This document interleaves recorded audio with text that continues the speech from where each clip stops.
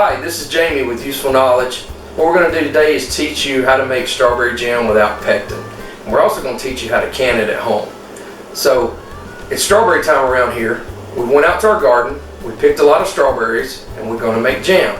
We're going to show you from start to finish how to make jam without pectin and how to can it. Now, I will tell you up front, we do things a little bit different. I do not use the water bath canning method. My family has never used the water bath canning method. We use effectively what we call the oven method, and we'll take you through that. What we do is we heat our jars in the oven, and we put the hot jam in the hot jars, put the lids on, and then when everything cools down, the jars seal, and you get effectively a vacuum seal, and it protects your jam for well over a year. We do at least 150 jars of jams, jellies, and sauces a year using this method. So, hope you enjoy our video. So everything you see here is what you're going to need for canning. You're going to need a good pot. You're going to need measuring jars. You're going to need a wooden spoon. I use organic sugar. You're going to need bands and lids for your mason jars. You're going to need mason jars. You're going to need a ladle. And you're also going to need something to help you get the jam, the hot jam in the hot jars. And so I like to use a canning funnel. So our mason jars are in the oven, and we set the oven for 250 degrees.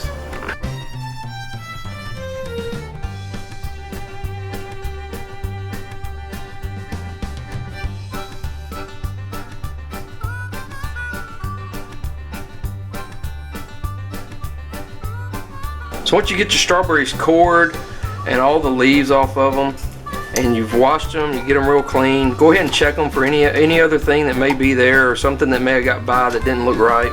Go ahead and check them, and then you're ready to crush them. And all you do to crush them is I use a potato masher, and I just crush them just like this.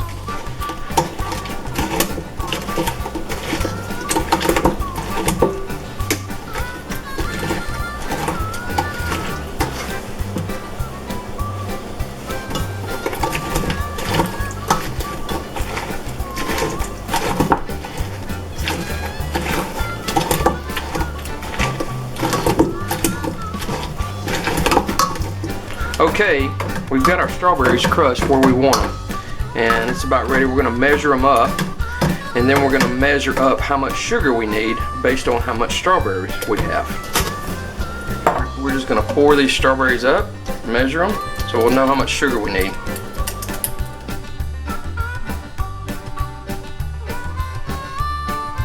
Okay, now for the fun part. We have 6.5 cups of strawberries in this pot. All you have to do is mix in an equal amount of sugar. So we have 6.5 cups of sugar. We're going to put that sugar in, mix it up, slowly bring this up to a boil, and then simmer it probably for about 20 to 30 minutes, and it'll be ready to can. One rule of thumb, don't worry about how much fruit you have. If you have 4 cups of crushed fruit, you use 4 cups of sugar. If you have 3 cups of crushed fruit, you use 3 cups of sugar. However many cups of fruit you have, that's what you go with on your sugar. That's the best rule of thumb you can go with for making jam without pectin. So we want to go ahead and put our 6.5 cups of sugar in here and mix that up.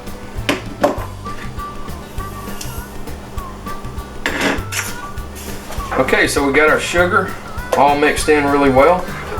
We're going to start heating it up. So we're going to heat this up slowly. So I like to put it on about a medium high and kind of stir it as it's warming up to make sure it doesn't burn.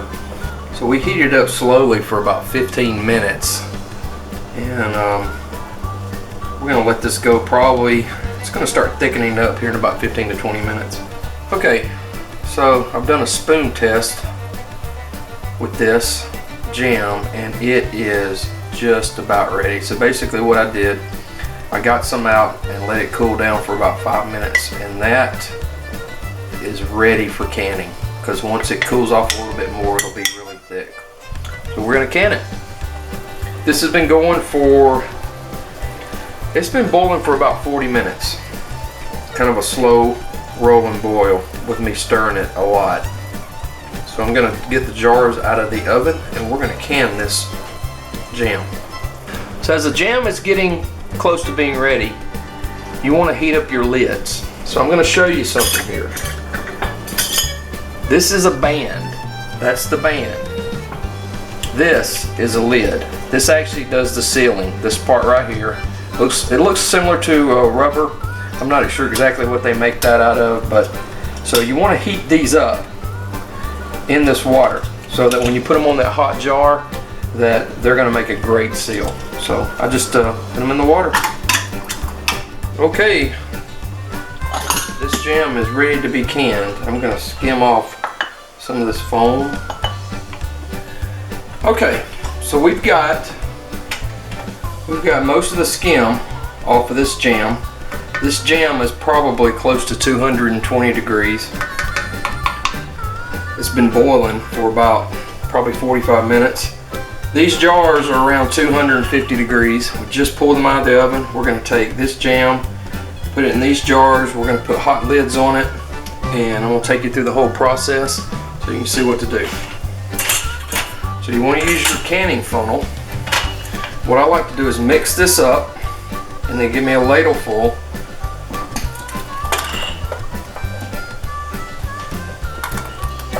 And I like to bring that jam right up to the bottom of that canning funnel. Pull that off and take a look at it. And I've got probably about a 1/4 inch of headspace right there before the top of the lid and or the top of the jar, and that's what I want. So now what you want to do, you want to I'll move this out of the way so you can see what I'm doing. You want to take a paper towel, a wet paper towel, and wipe this lid just to make sure there's no jam on that lid. So you got these lids in this hot water, you want to dry them off. I'll dry them off with a paper towel. And you just set them down. Now you just put your bands on.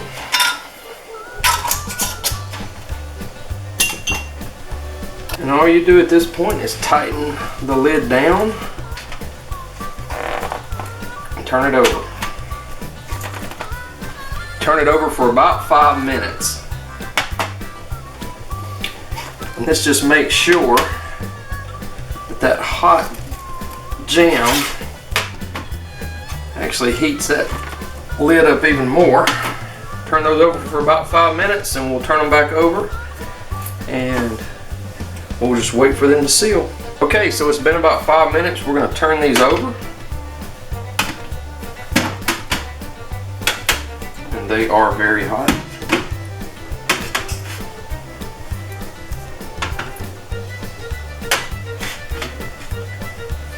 And that's it.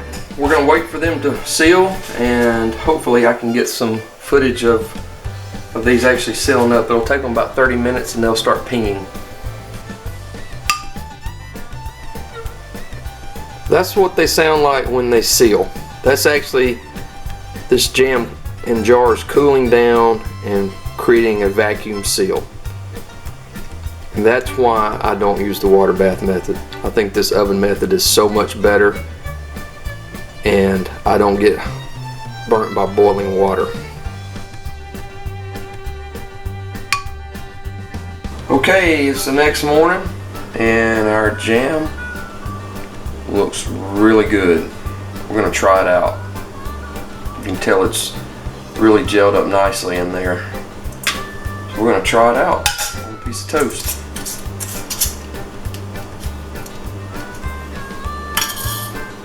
You can hear the vacuum seal. Oh yeah.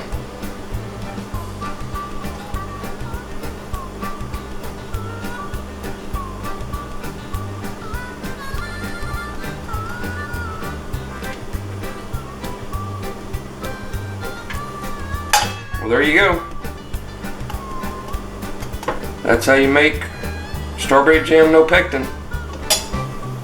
Now for the fun part, eating it. Thanks for watching.